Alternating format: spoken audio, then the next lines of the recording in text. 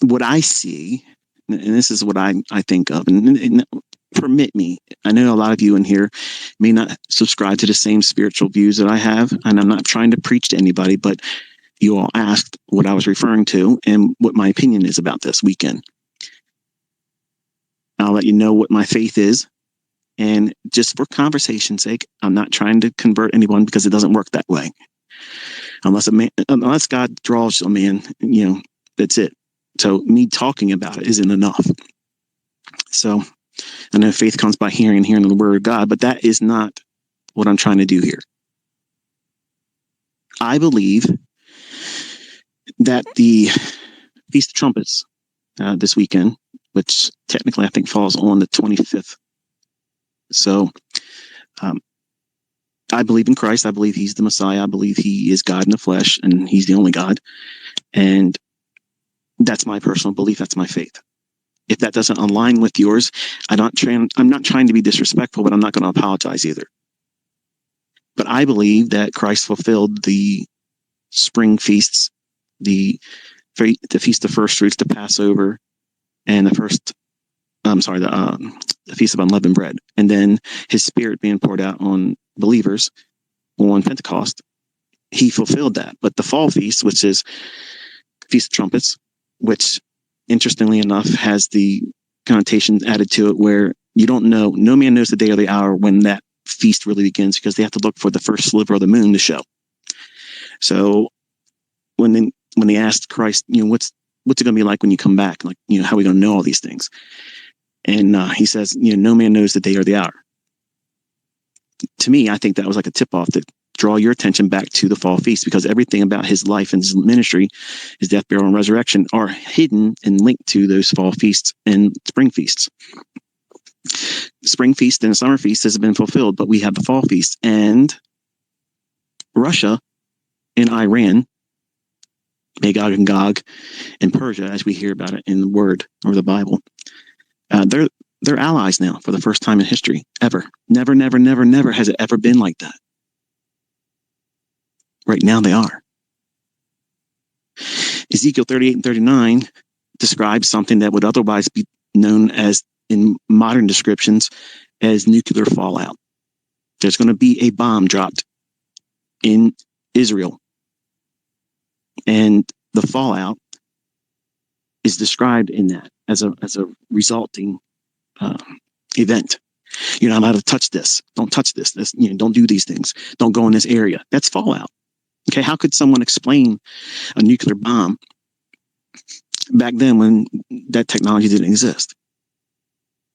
So every year, I've been excited around this weekend because I believe that it's biblical.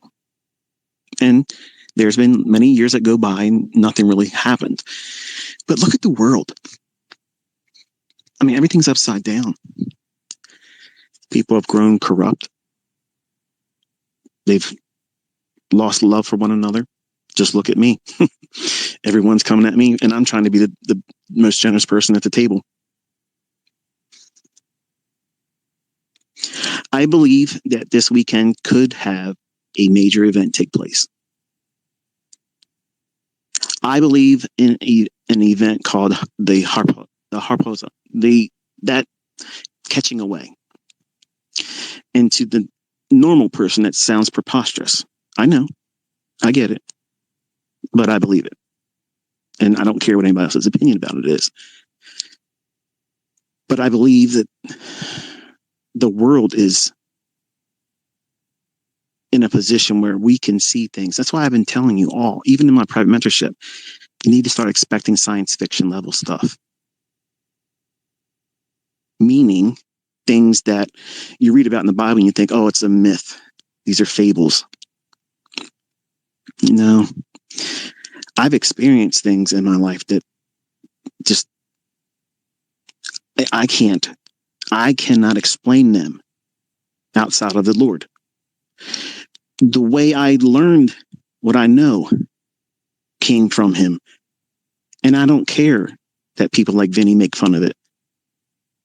Like, you're not making fun of me. You're making fun of the Lord. And I don't find any embarrassment when you play my testimony and I'm tearfully explaining why I don't care who believes me, because I don't. These are experiences that I had, and there's nothing anybody can take away from me to say that I didn't have them. And there's been many times, like when I was talking to everyone before Trump was elected, when I started talking about how Trump was going to be elected before he was, and that he was going to be used as a fall guy and they were going to crash the economy, my hand to God, I don't even know where that came from.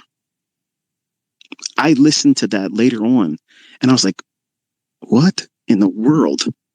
Like, I have a tendency to run off and go on, memories and experiences I've lived through as a trader and as a person, as a father, a husband, and, the whole thing. But when I was telling everybody that, I didn't understand where it was coming from. But man alive, it all came to pass. And I'm amazed by that. Not because I think I'm special, because I'm not saying that at all. I don't think I have ESP. I just think I was given a word and I was speaking it. And sometimes when it comes to the economy, and sometimes when it comes to the marketplace, especially like on longer term things, I feel that same unction and I say it. I don't fear being wrong. I don't fear how it might be viewed by other people that would have a different opinion. So-called macroeconomic majors and talking heads. I don't care what anybody else thinks. I don't get my information from other people. I don't go to Twitter. I don't go to news sources and try to figure out what's going to happen. Now, I read the tea leaves by the headlines to know how close we are based on the things that I believe. So I don't have a news source. I know a lot of you try to reach out to me many times. Even my students that are in the group still keep asking the same question, like I'm going to forget and finally, spill the beans. I don't have a resource like going here and finding something. Like everything I've ever said, I've been ahead of everyone. I told you that food was going to be weaponized.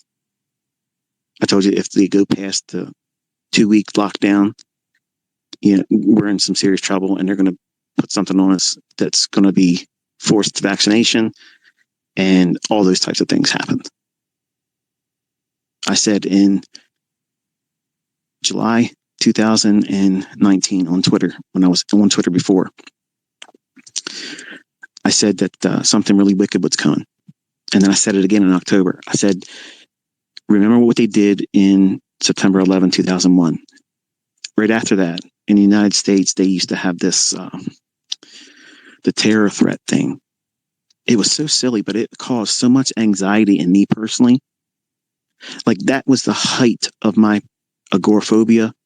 It was the height of my generalized anxiety. Like, I had panic attacks weekly that literally took me to the emergency room.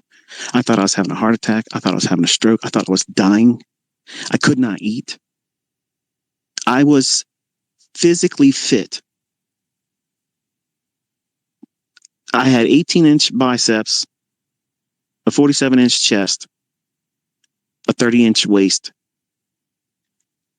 I could do a whole lot more than I can do now. But I went down to 150 pounds and frail. As a matter of fact, I'll find that picture tomorrow and I'll post it. You'll see how emaciated I looked because I couldn't eat. I tore myself up worrying constantly because of the nonstop bullshit. My wife, she was always watching the news, and I was never really a big fan of watching the news. I grew up, my grandparents, my mom, the 6 o'clock news, and they never stayed up late enough to see the 11 o'clock news. But 6 o'clock news, that was the shit. Like, you had to find out what was going on.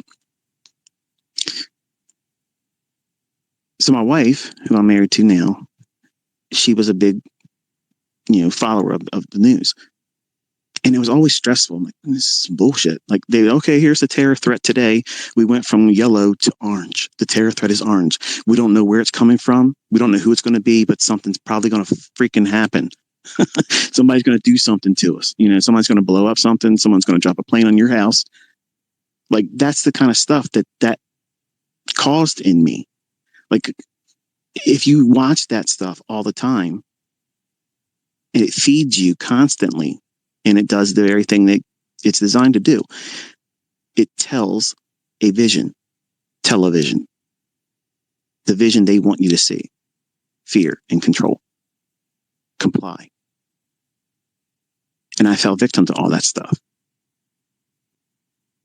And I never was on medication, not for my bipolarism, not for any of the other things that I've ever suffered in life with. And I was not about to go on to anxiety medication. I wasn't going to do it. So I had anxiety. I'm sitting out here on my deck, and it is so cold out here. Like, I should have wore a hoodie or something to warm up. I'm getting chilled. But I sit and watch these news broadcasts with my wife then, right? And every day they would change the terror threat. And sometimes it would out of nowhere. Oh, the terror threat's been elevated to red. That means if you see suspicious activity, if you see someone with a bag that they dropped somewhere, it could be a dirty bomb. Like, dude, looking back at that stuff, it's like, what the hell? I know some of you aren't old enough to remember that because you're young, but that's how that shit was back then. And anybody that's in their 40s or whatever, you know that's the way it was. Like, that's what was going on. They controlled everybody. And I stated that was what was likely to come. They're going to do something worse than what they did on September 11th and post September 11th.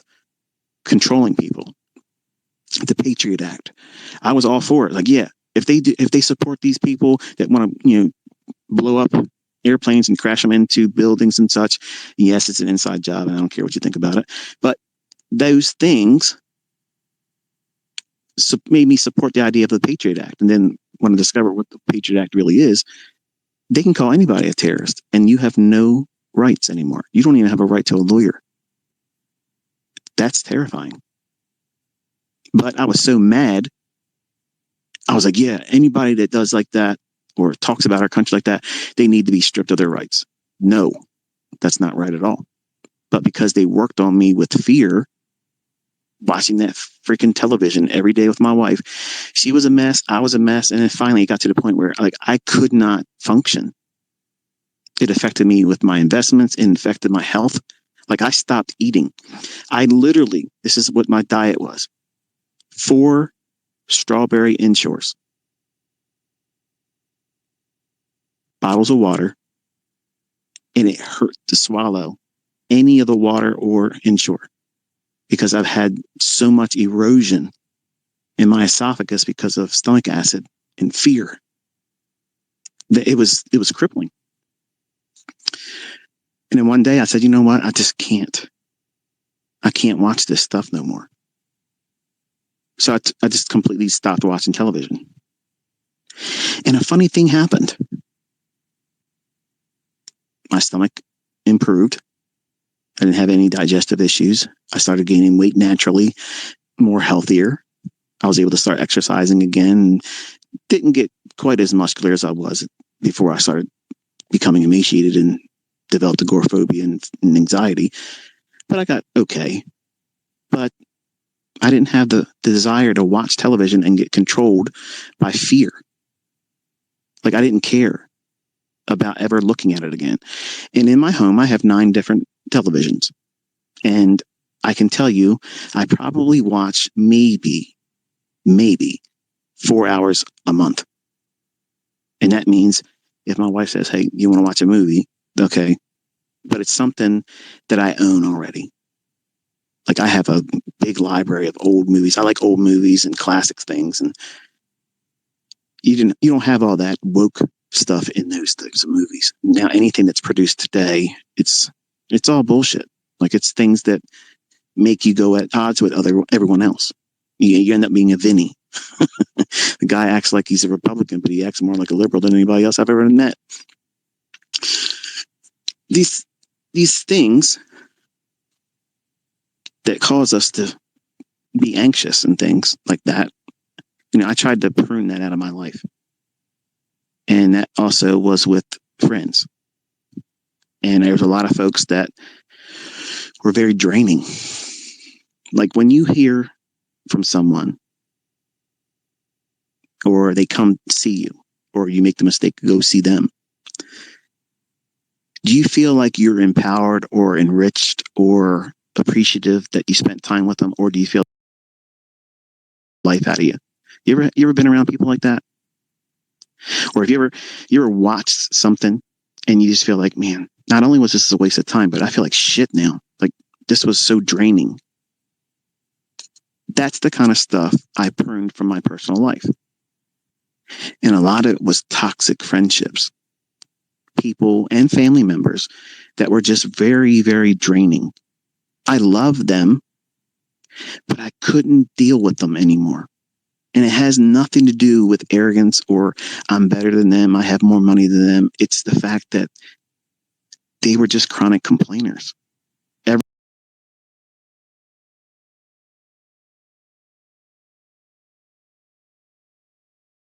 So one of the best things that I did was remove all that kind of stuff. Remove news, remove television, remove toxic relationships, family and friends, and just focus on my immediate dependents and my wife. And I have one friend, like one close friend that I've been with in a friendship since pre-K. And we went through martial arts together. I personally don't see him all that much either. So I'm very introverted. I don't have like a big circle.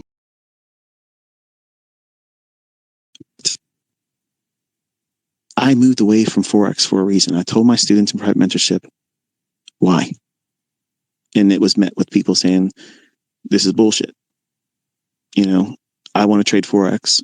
We need to be focusing on Forex. You're welcome to do that. It's moving right now.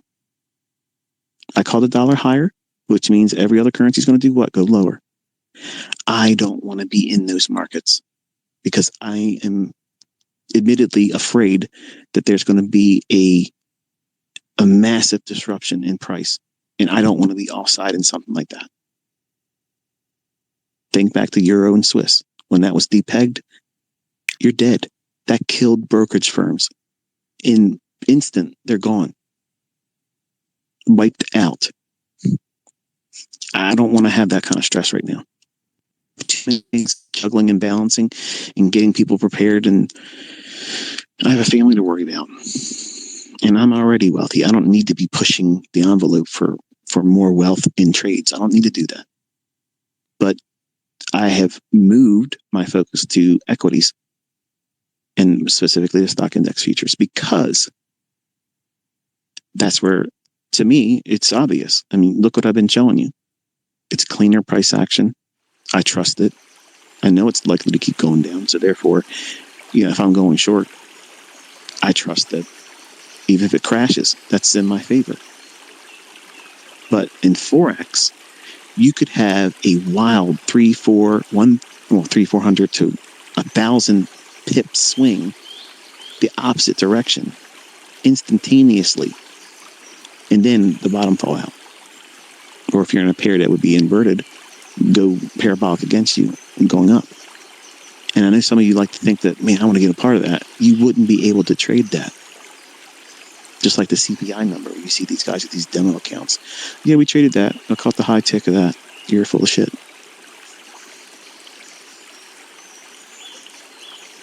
Sometimes, unfortunately, markets in hindsight present cleverly disguised impossibilities.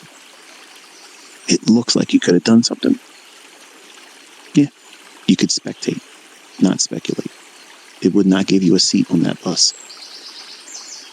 And that's what, like many of us as the old timers, we liked the non-farm payroll years and years ago because we saw it move a lot. In hindsight, thinking, wow, if I get a piece of that, try to get a fill. You can't.